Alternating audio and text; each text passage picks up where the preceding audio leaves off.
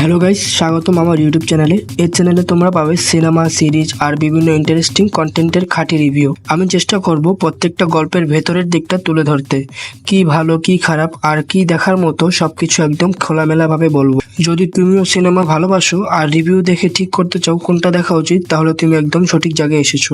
Housefull 5 এর গল্প শুরু হয় একটি বিলাসবহুল ক্রুজ শিপে, যেখানে জমজমাট এক পার্টির মধ্যে ঘটে যায় এক রহস্যজনক ঘটনা। এরপর শুরু হয় হাসির মাঝে গা ছমছমে এক ইনভেস্টিগেশন।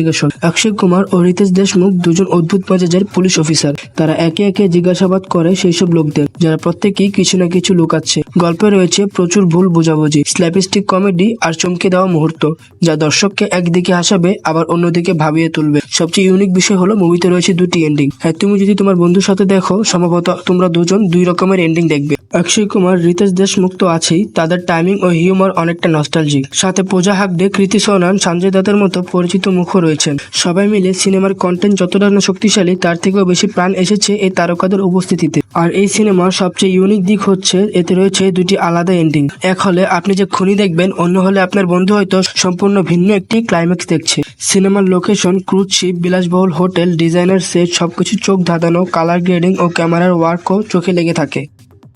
এই সিনেমাটা একদম leave your brain at home type cinema. গল্পের মধ্যে লজিক, ইনভেস্টিগেশন বা বাস্তবতা খুঁজলে আপনি হতাশ হবেন। সবকিছুই হাস্যকরভাবে বাড়াবাড়ি। পুরো সিনেমায় একই ধরনের স্ল্যাপস্টিক কমেডি ব্যবহার করা হয়েছে। পুরনো কনফিউশন, ভুল বোঝাবুঝির মজা বারবার দেখতে দেখতে কিছু জায়গায় বোরিং লাগতে পারে। মুভিতে এত বেশি চরিত্র এনে ফেলা হয়েছে যে কিছু চরিত্র মোটেও গুরুত্ব পায়নি। কারো স্ক্রিন টাইম অনেক কম, ফলে দর্শক সংযোগ হারায়। গল্পের ভেতরে অনেক গ্যাগ, র্যান্ডম সাবপ্লট, সব মিলিয়ে মাঝে মধ্যে মনে হবে আসল গল্প কোথায় যেন হারিয়ে গেল।